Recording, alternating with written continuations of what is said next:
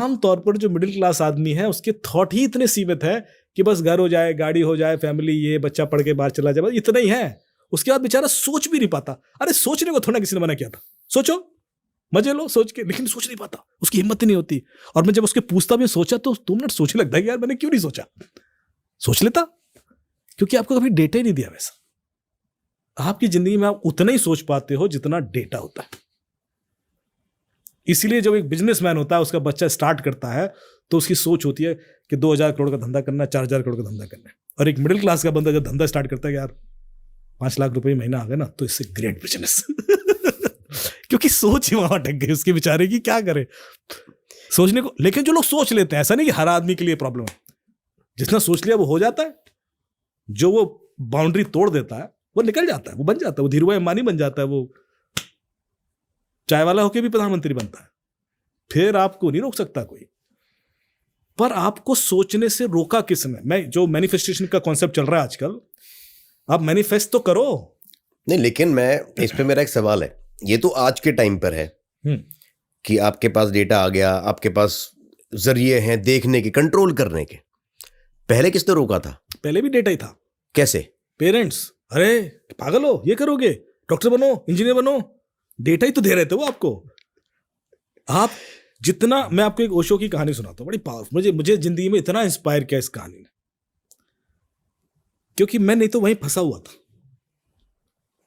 मैं बहुत मतलब सोसाइटी में सबसे नीचे वर्ग में जो लोग हैं से लेकर टॉप मोस्ट वर्ग तक मैं मिलता हूं, सबसे इंटरेक्ट करता हूं, और मेरा बिहेवियर सेम रहता है। उसका कारण है ऐसे। तो ओशो ने कहा कि यूक्रेन के पास कहीं कोई जंगली लोग रहते थे उस समय, बहुत पहले, क्या बोलते हैं उनको, जो ट्राइब्स। उनका एक प्रचलन था कि जब माँ बाप शिकार करने के लिए जाते थे तो बच्चों को एक पेड़ के नीचे बिठा देते थे, और बाप अपने तीर से एक सर्किल बना देता था और कहता था इससे बाहर मत निकलना, निकलोगे तो जल जाओगे, क्योंकि बाप ने बनाया है। तो बाप के हाथ का यदि सर्किल है तो बच्चे बाहर नहीं निकल सकते। और फिर माँ बाप जाते थे, शिकार करके लाते थे, शाम को फिर वो मिटाते थे तो बच्चे बाहर निकलते। दिन भर वो उसी बड़े सर्किल में खेलते रहते थे। बड़ा होता था पर दे कैन नॉट कम, क्योंकि वो छोड़ के जाए कल के दिन बच्चे कहीं चले जाए, कहाँ ढूंढेंगे उनको। तो एक प्रैक्टिस बना ली इन्होंने, और ये प्रैक्टिस चलती रही, सालों चलती रही, हजारों सालों। तो लोगों के दिमाग में था कि हमें ये लाइन क्रॉस करेंगे तो जलना ही है। तो कभी कोई नहीं निकला, बाप आता था, मिटाता था, उसके बाद निकलते थे, खाना बनाते थे, खाते थे। एक बंदा उसमें से निकल के एक साइंटिस्ट बन गया। उसको ही पता था कि ऐसा है। वो वापस गया, उसने कहा ये सब ढकोसला है, कुछ नहीं होता, लाइन मिटाओ, बिना मिटाओ, ऐसे निकलो बाहर, क्रॉस करो, कोई नहीं जलेगा, ऐसे कैसे जल सकते हो। तो लोगों ने हिम्मत ही नहीं की। तो उसने कहा अच्छी करते, एक्सपेरिमेंट करते हैं। बच्चों को बुलाया, बिठाओ, फादर से कहा बनाओ गोला, गोला बनाया, हाँ बेटा बाहर आओ, बाहर आओ, कोई कुछ नहीं होगा, निकलो बाहर, बाहर निकलो, जलोगे नहीं, निकलो निकलो। और बच्चा बेचारा कहाँ पर है, अंदर थर थर थर थर के, तो जलाएगा मुझे आज। तो उसने अपना हाथ बढ़ाया, देखो मैं हाथ बढ़ा रहा हूँ, देखो मेरा तो जल नहीं रहा, तुम्हारा कैसे जल जाएगा, निकलो, यहाँ कोई आग थोड़ी ना, निकालो निकालो। बच्चा बेचारा ऐसे कांपते कांपते, एक बच्चे ने हिम्मत की, उसने कहा कि मैं निकाल ही देता ऐसे। और जैसे ही उसने निकाला वो चिल्लाने लगा, जल गया जल गया जल गया। तो साइंटिस्ट घबरा गया, उसने कहा ये क्या हुआ। उसने हाथ देखा तो हाथ काला पड़ गया था, जला हुआ था। वो बैठ गया, उसने कहा जला कैसे। फिर ओशो कहता है कि यदि आपने अपने दिमाग में सोच लिया ना कि मुझे जलना है, तो फिर आपको जलने से दुनिया की कोई ताकत नहीं हटा सकती। आप जलोगे, क्योंकि आपने यहां सोच लिया। और यदि आपने सोच लिया कि आपने करना है तो कोई ताकत उसको रोक नहीं सकती। प्रॉब्लम तो यही है, मैनिफेस्टेशन तो ये हो रहा है। और फिर मुझे लगा कि रियली ये सही कह रहा है यार। मेरी जिंदगी में यदि किसी ने सोच, मैं IIT खड़गपुर से हूं, 2011-12 के आसपास जब मैं बोर सा हो गया काम से, तो मैंने कहा कि यार साइबर क्राइम, 2008 से इन्वॉल्व था मैं, तो क्राइम सॉल्व करता था, तो मैंने कहानियां लिखना शुरू कर दी। तो मेरी इच्छा हुई कि मैं ना इसको रेडियो पे सुनाता हूँ। तो मैं रेडियो पे गया, रेड FM CEO से मिलने। मैंने कहा कि ऐसी सी बात है। बोले आपकी कभी आरजेइंग की है? मैंने कहा ना। तो बोले आपकी आवाज़ तो है नहीं रेडियो वाली। तो फिर क्या करें? बोले हम आपको स्टोरी लेके RJ को दे देते हैं, वो सुनाएगा। मैंने ना मैं ही सुनाऊंगा। बोले नहीं हो सकता। नहीं मैं अड़ गया। इवेंचुअली ट्राई हुआ कि भाई आप दोनों मिलके कर लो। तो RJ रौनक और मैंने मिलके किया। पहला सीजन हिट हो गया, तो फिर मैं सोलो करने लगा। पता है, इतनी बाउंड्रीज थी कि आप मत करो। ये जो डिसीजन था मेरा, अरे यार बेवकूफ हो तुम, कैसे तुम्हारी कैसे सुन लेंगे लोग। फिर मैंने कहा यार फिल्म बनानी मुझे अपनी किताब। क्या बात है। और दूसरा दिमाग में कि बनाऊंगा तो जो बेस्ट डायरेक्टर है उसी के संग बनाऊंगा। तो मैं जाता था मुंबई, लोग बॉलीवुड में तो भरे पड़े हैं बेवकूफ बनाने वाले, यहाँ साइन कर लो, ये पैसा दे दो, वो दे दो, ये डायरेक्टर अनुराग कश्यप से लेकर सबसे मिल लो, आप ये कर लो। कुछ नहीं हुआ। पर मेरा था मैं छोटे आदमी से तो करूंगा ही नहीं, बड़ा ही बनाऊंगा। सर एक वेब सीरीज नीरज पांडे ने बनाई है जो hack crimes online Amazon prime पर है। दूसरी वेब सीरीज राजकुमार हिरानी ने बनाई है जो विक्रांत मैसी, अरशद वारसी और उनके साथ हैं, जो हॉटस्टार पे आने वाली है। तीसरी फिल्म है जो केतन मेहता बना रहे हैं मेरी लाइफ पर। और चौथा वेब सीरीज Z5 पे आ रही है जो वो भी एक बहुत प्रोमिनेंट डायरेक्टर है, भी फ्रीज हो रहा है। एक अर्नाब के संग प्रोजेक्ट चल रहा है। ये चीजें संभव इसलिए हुई क्योंकि मैं ओशो की कहानी पढ़ चुका था। मुझे पता था मैं बाउंड्रीज तोड़ूंगा। ऐसा नहीं है कि ये नहीं कर सकते अब आप, या आप जो बंदा IITian है और वो अपना एक बैगेज लेके चलता है, अब तुम इंजीनियरिंग के अलावा कुछ नहीं ट्राई करो भाई, तुम तो इंजीनियर, बेस्ट इंजीनियर हो। पर आई ट्राइड एवरीथिंग। एक्टिंग, मेरा शो आता है DD पर, हर शो में, हर डेली शो है, डेली मंडे टू फ्राइडे, हर उसमें मैं ही एक्ट करता हूँ, मैं इन्वेस्टिगेटर हूँ। 170 एपिसोड बना चुका हूँ। साइबर क्राइम की दुनिया, बच के रहना, OTT है जो प्रसार भारती का, उसमें आप देख लो सारी एपिसोड, और वो बेस्ट रेटेड शो है। तो आप तोड़ो ना बैरियर, घुसो सिस्टम में। पर उसके लिए एक अंदर से कन्विक्शन चाहिए होता है, जो इस वजह से नहीं आता बिकॉज समाज आपको बाउंड्रीज क्रिएट करता है। दुबे जी, जैसे आपने एक जो फील्ड चुनी, अब आप इस बात से एग्री करेंगे थोड़ा सा, जब आपको सेंसिबल टॉपिक पे बात करते हैं या सेंसिबल चीज़ें आप दिखाते हैं तो आपके पास एक क्लास ऑडियंस होती है जो आपको देखना चाहती है। अभी आप क्रिंज बनाइए, आप ऐसी हरकतें करिए इसमें 4 माँ बहन की गालियाँ हों, उसके अलावा कीचड़ खाइए, गोबर खाइए, जो आप गंदी हरकतें कर सकते हो समाज के अंदर आप वो करो, आप एक दिन के अंदर सुपरस्टार बन जाओगे। ये तो हमारे देश में चल रहा है। मुझे नहीं पता इसका रीजन क्या है, इसका रीजन कुछ भी हो सकता है, रीजन पता है। और उसको देखा देखिए अब आप समझिए इन्फ्लुएंस कैसे हो रहे, जो आप मुझे बोल रहे थे लोग, शायद आप अग्री करेंगे। इन्फ्लुएंस क्या है, लोग अच्छे कंटेंट को ना बनाकर जैसे आप बना रहे हैं उस तरफ नहीं जाएंगे। वो कहाँ जाएंगे, वो देखेंगे अरे एक बंदा अपना पूरा घर दिखाता, सुबह शाम तक ब्रश करने से लेकर रात को सोने तक ये करता हूं, एक कैमरा तो ऑन करना है। Where are we going? दूसरा क्या देख रहा है कि यार मैं वो बिस्किट का पैकेट बेचूंगा, ऐसे जाऊंगा और मैं तो दुबई में मुझे घर मिल जाएगा, बिकॉज सब फिल्म स्टार से मिलूंगा। नाउ द प्रॉब्लम इज, अगर इस तरह के लोग प्रमोट हो रहे हैं, मैं भी आपको बताता हूं, एक डॉक्टर है, वेरी रेनाउंड डॉक्टर, बहुत ही अच्छा डॉक्टर है, मिसिंग हिज नेम, वो होम्योपैथिक दवाई के बारे में बात करते हैं और मैं उन्हें फॉलो भी करता हूं। उन्होंने भी ये बात की, कहते हैं यार मैं इतने साल से आपको आपकी तबीयत ठीक करने के लिए रोज कुछ ना कुछ नया बताता हूं, आप मेरे फॉलोवर्स देखिए। एक बंदा आता है, गोबर में लेटता है, कीचड़ खाता है, 10 रुपए का बिस्कुट बेचता है, उसके फॉलोवर्स देखिए। तो कह रहे मैं बेवकूफ हूं क्या कि मैं आपके भले की बात, आपको जानना ही नहीं है। कह रहे आप समझिए आपके हिंदुस्तान को हो गया कि आपको अपने से कोई मतलब नहीं है, आपको मतलब है कि कितनी बकवास दुनिया में हो सकती है, मुझे वो देखना। अभी नंग धड़ंग चलाइए, किसी को 2 मिनट में हिट हो जाएगा। इसका जवाब दूं मैं? जी बिल्कुल।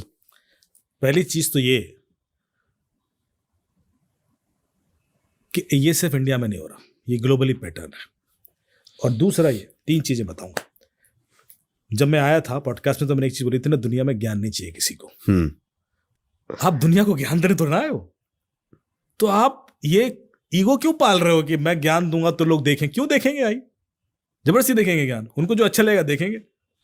अब आते हैं दूसरी चीज पे कि उनको अच्छा वैसा, तुम भी वही देखते हो, 4 लड़कियों के वीडियो आएंगे, तुम सबसे पहले देखते हो, ज्ञान वाला तुम भी नहीं देखोगे, तो फिर उनको क्या दो वो कोई अलग प्लेनेट से नहीं आए हैं लोग, वो हम में से ही हैं। जैसा हमारे अंदर गोबर है वो उनके अंदर भी है, या उनके अंदर है तो हमारे अंदर भी कहीं ना कहीं परसेंटेज ऊपर नीचे हो सकता है, गोबर तो है ही। So don't blame them. कोई एक ऐसा नहीं है कि वो हमसे अलग है। जैसे आप ब्लेम करते हो ना, आपको सोचते हैं हम तो बहुत अलग है, हम तो बहुत इंटेलेक्ट हैं, ये गधे हैं साहब, ये देखो मैं ज्ञान दे रहा हूं सुन नहीं रहा। ये क्या ईगो है यार? नहीं सुनना उसको, भाड़ में जाओ तुम, तुम्हारा ज्ञान नहीं है चल रहा। पहले अपने ज्ञान को एंटरटेनमेंट बनाओ, पहले अपने ज्ञान को इस लायक बनाओ कि वो पहुंचे वहां तक। हमारे एक कहानी आती है पंचतंत्र, कठोपनिषद है जो, तो उसमें एक राजा थे, उनके 4 बच्चे थे और वो उनका IQ लेवल कम था बच्चों का। तो वो घबराते थे राजा साहब कि यार ये तो कुछ सीखेंगे नहीं, ये तो सब हमारा राजपाट लुट जाएगा, क्या करेंगे, बड़े परेशान थे। कि कोई इनको ज्ञान दे दे, इनका कुछ नॉलेज आ जाए। तो एक ऋषि आए, बहुत सारे लोग आए, वो फेल होके चले गए, ना सिखा पाए, बच्चे पीट पाट देते थे, वो सब कुछ ना हो पाया। तो एक ऋषि आए, बोले मैं सिखाता हूँ। तो बोले ठीक है। ऋषि लेके गए और ऋषि ने उनको पेड़ के नीचे बिठाया और एक कहानी शुरू की। उन्होंने कहा बेटा एक खरगोश था एक जंगल, वो खरगोश निकला बिल से, तो सामने उसने देखा एक शेर है, तो उसको लगा मैं शेर से बच जाऊं, तो राइट साइड में भागा। जैसे ही राइट साइड में जागा तो एक शियार था, फिर उसने शियार ने उसके ऊपर झपट्टा मारा, पर उसने कुलाची मार के साइड हो गया, पर लेकिन शेर ने शियार को खा लिया, तो खरगोश बच गया। अब शेर को खरगोश को खाने की जरूरत नहीं थी, खरगोश आगे गया तो उसे एक सांप मिल गया, वो उसको खाना चाह रहा था, और वो हर बार पॉज लेते थे, और उसके बाद वो सांप एक राजा थे, उनके महल में होके आया था। उस राजा क्या एक लड़की थी, फिर उस लड़की का एक फ्रेंड थी उसकी, मतलब ऐसे करके वो कहानी के अंदर कहानी, कहानी के अंदर कहानी, कहानी के अंदर कहानी करते चले जाते थे, और लड़के ऐसे सुनते रहे, और पूरा उपनिषद हो गया, पूरा उपनिषद। और उसके बाद उस चारों बच्चे इतने इंटेलिजेंट बने कि उन्होंने चारों कोनों पे भारत के राज किया। हमारा पढ़ाने का तरीका गलत है, किसी का आईक्यू ऊपर, किसी का आईक्यू नीचे नहीं होता है। दुनिया को आप कहानियां सुनाओगे तो सुनेंगे, और उसमें आपने कोई नॉलेज दे दी, ज्ञान दे दिया कि देखो नैतिक ज्ञान बता दिया कि कैसे बिहेव करना चाहिए, भाई के संग कैसे, माँ बाप के संग कैसे, गुरु के संग, तो वो चला जाएगा। पर आप सीधे बोलोगे नहीं do this don't this do, तो वो नहीं चलेगा भाई। किसी के दिमाग में डोंट प्रोसेस होता ही नहीं है। मैं आपसे कहूं Mohit ji, don't think about elephant, सोचने लग गया मैं तो सबसे पहले एलिफेंट ही सोचोगे आप।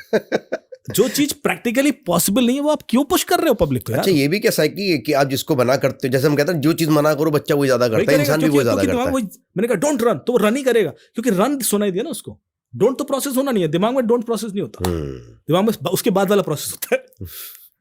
आप उसको लो गो स्लो, तो वो हो जाएगा। हमारे यहां हम इतना मत करो मत करो मत करो करते हैं, बच्चा उतना ही बदमाश हो जाता है, बिकॉज उसी पर फोकस करता है। फिर आपके तरीके ठीक हो जाएंगे, ऐसा नहीं है। बहुत सारे ज्ञानी चैनल हैं, बहुत अच्छा चल रहे हैं, ऐसा तो है ना कि अब ये आयुर्वेदिक वालों को या होम्योपैथिक वालों को शिकायत होगी, I am okay with that.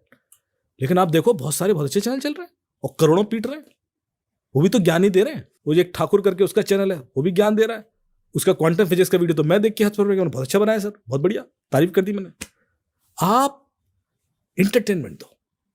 हम बेसिकली हमारा नेचर है इंटरटेन होने का, हमारा नेचर ज्ञान लेने का नहीं है। मजा आना चाहिए, मजा आएगा, उसमें ज्ञान मिल जाएगा तो हम रख लेंगे। हाँ, ये कहावत भी है, मजा नहीं आता पैसे वापस। तो आप समझ रही शिकायत इसलिए, तो हमारी कोशिश ये होनी चाहिए, हमें जैसे हम ये पाल देते हैं ना कि मुझे ज्ञान आता है, वहीं केस खत्म हो जाता है।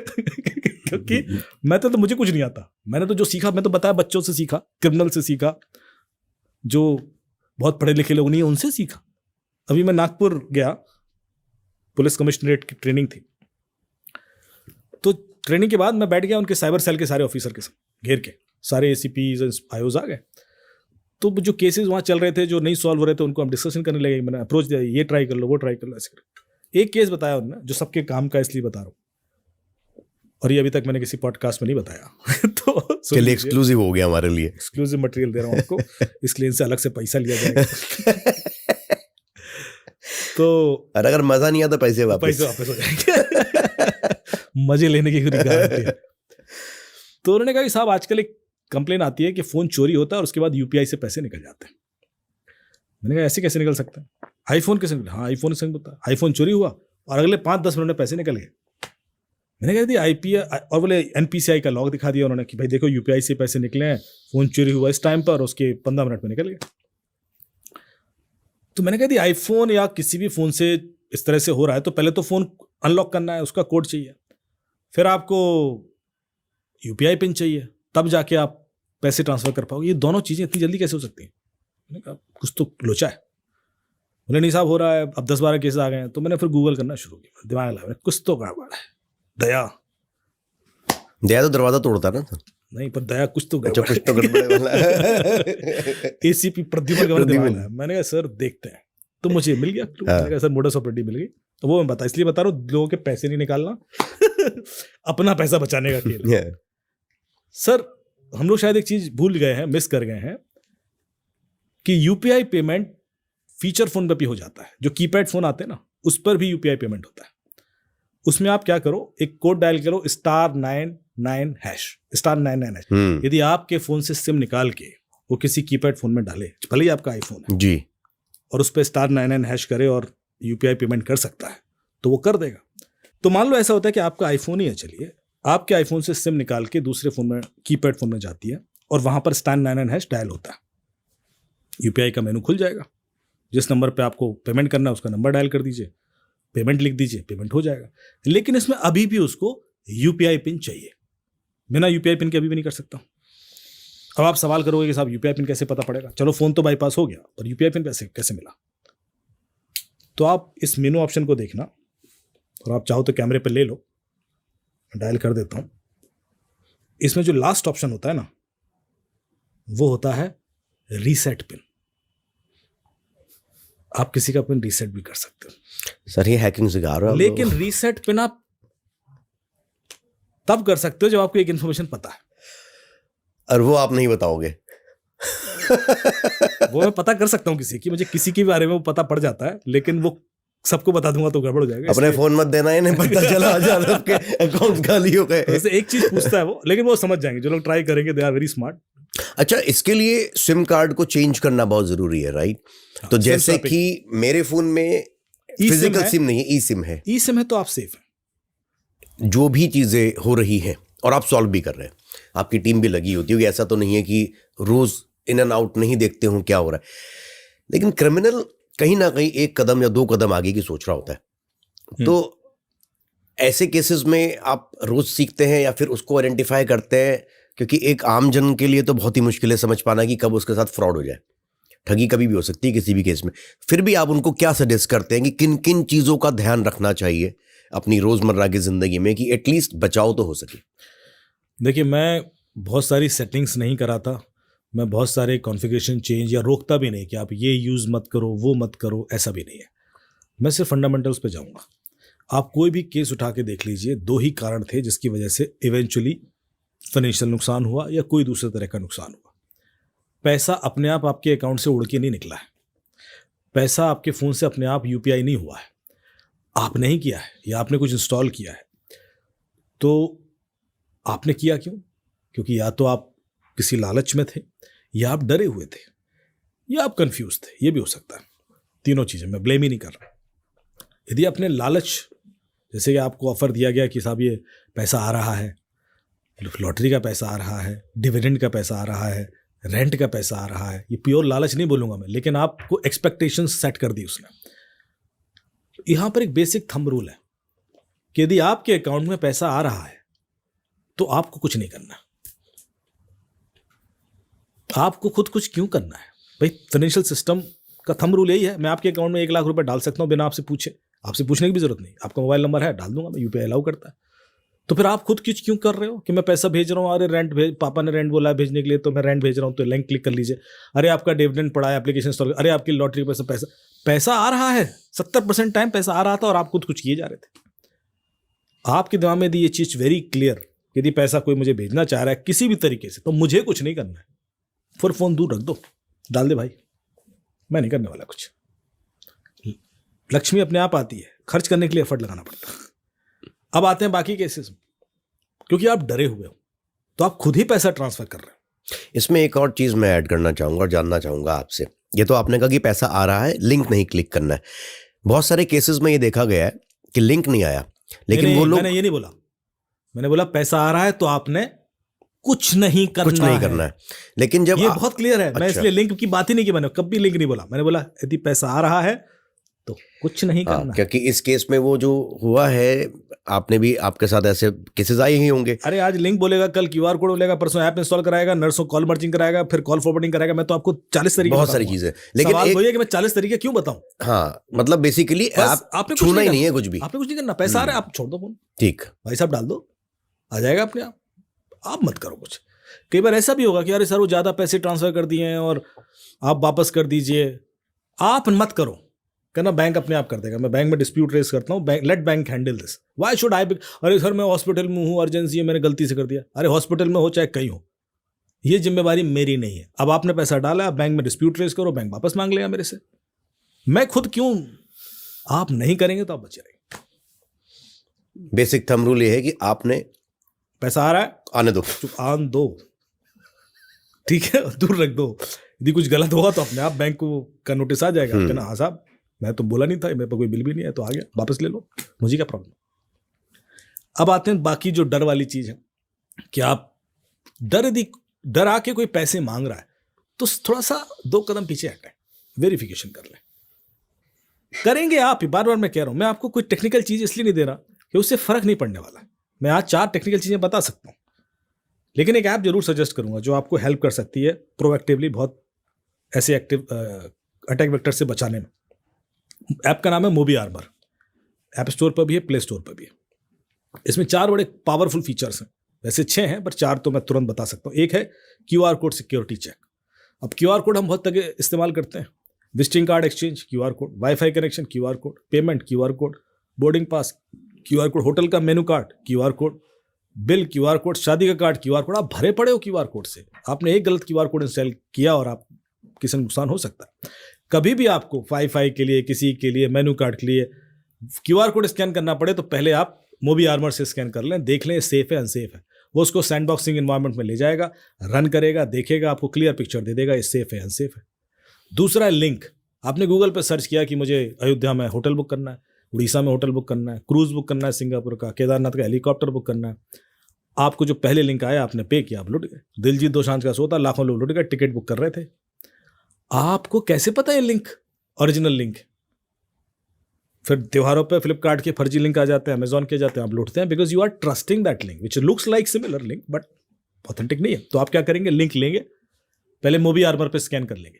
मोबी आर्मर आपको क्लियर बता देगा कि इस लिंक पर फाइनेंशियल ट्रांजेक्शन नहीं करना है क्योंकि ट्रस्टवर्दी नहीं है।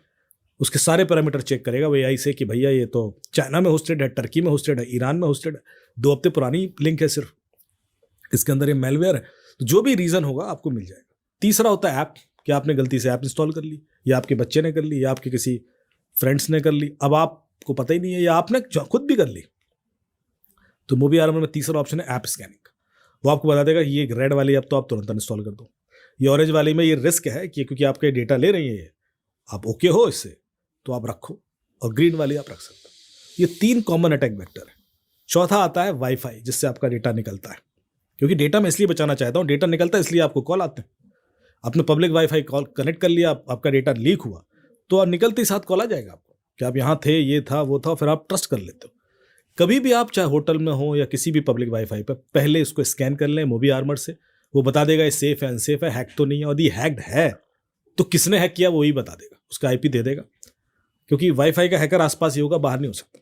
तो आप वो स्क्रीनशॉट लेकर पुलिस को देंगे, वो पकड़ लेंगे उसको। तो ये एक ऐप है जो आपको काफ़ी ऐसे अटैक वेक्टर से बचाएगी जो आजकल इस्तेमाल हो रहे हैं, लेकिन इवेंचुअली करेंगे आप ही। तो एंटीवायरस यहाँ चाहिए। बहुत ही सही सर। मुझे लगता है कई लोगों को इससे बहुत अच्छी हेल्प मिल पाएगी। स्टिल मैं कहूँगा कि 100% तो कुछ नहीं होता। फ्रॉड जिसने करना है वो करेगा, जिसके साथ स्कैम होना है वो फिर भी इन स्कैम्स का शिकार होने ही वाला है। फिर भी हम कोशिश ये कर सकते हैं कि अगर एक बड़ा तबका स्कैम्स के ठगी का शिकार हो रहा है तो वो घटकर कहीं स्थिति पर आए कि वो ना करे। बिल्कुल हो सकता है, मतलब ये तो होना ही चाहिए और होगा ही। जादूगर का जादू तब तक है जब तक आपको उसकी ट्रिक नहीं पता। यदि हमने ट्रिक सबको बता दी तो फेल, हंसेंगे लोग, उसी ट्रिक पे हंसेंगे। अभी एक वीडियो देखा मैंने इंस्टा पर, एक लड़की को कॉल आ रहा है, एक पुलिस वाला, फर्जी पुलिस वाला बनकर, मैं अरेस्ट करने आ रहा हूँ, बस आ रहा हूँ, बस आ जाऊंगा, सायरन बजा रहा है, बस पहुंचने वाला हूँ, अरेस्ट कर लूंगा। वो लड़की बिल्कुल कूल है, अच्छा कौन से चौराहे से आ रहे हो? वो फलाने चौराहे से आ रहा हूँ। हाँ तो उसके कॉर्नर पे एक मोमो की दुकान है, 4 मोमो भी लेते हैं। खुश पुलिस वाले पर जो भी वो फर्जी आदमी था उसने तुरंत गोल काट दिया। ऐसा होने लगेगा जिस दिन ना अपने आप। बट लेकिन बिफोर वी गो एंड से हेलो बाय गुड बाय, एक और चीज मैं जानना चाहता हूँ कि क्या किसी भी पुलिस वाले को या किसी भी केस में जो अरेस्ट, डिजिटल अरेस्ट वाली चीजें होती हैं, क्या ऐसा पॉसिबल है या ऐसी कोई चीज एग्जिस्ट ही नहीं करती है? डिजिटल अरेस्ट शब्द ही गैर कानूनी है। डिजिटल अरेस्ट नाम की कोई चीज होती नहीं है, पुलिस वाला इस तरह का कुछ कर ही नहीं सकता। So it's very clear, absolutely illegal. अब आते हैं कि पुलिस काम कैसे करती है, लोगों को ये भी नहीं पता। पता है आपको डिजिटल अरेस्ट के जिसके केसेस हुए हैं उनको सीधे सुप्रीम कोर्ट ऑफ इंडिया की वेबसाइट से डाउनलोड कराया जाता है अरेस्ट वारंट, कि देखिए ये आपका अरेस्ट वारंट। फर्जी वेबसाइट होती है। अब वो देखते हैं सीजीआई का फोटो लगा ये है वो है और डर जाते हैं। सुप्रीम कोर्ट ऑफ इंडिया आपके लिए अरेस्ट वारंट निकाल देगा।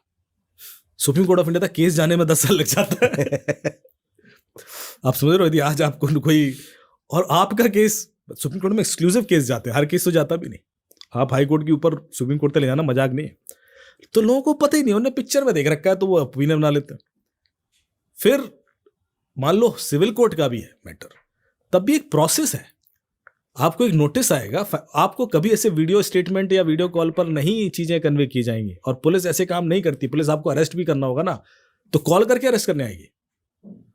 पुलिस सुबह 3 से 4 बजे के बीच में आती है, पीछे से दरवाजे से घुसती है और उठा लेती है कि इस समय ही है जब आप कहीं नहीं भागोगे नहीं।